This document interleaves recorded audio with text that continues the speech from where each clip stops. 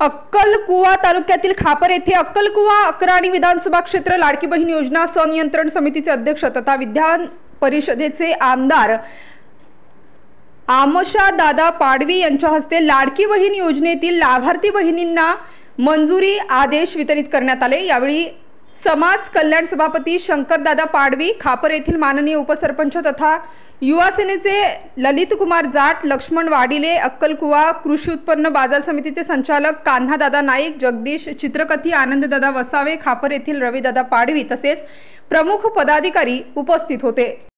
अध्यक्ष देखील आमदार सुचवे अध्यक्ष निवड देखील मान्य पालकमंत्री साहेब, मुख्यमंत्री साहेब आदेश की माने या समिति अध्यक्ष के समिति अध्यक्ष केरुडोल माने 1 तारखेले जहां माने अध्यक्ष प्रमाणपत्र दे दो आणि ते प्रमाणपत्र दिल्यानंतर ती मीटिंग होईल। Star news bureau, Nashik.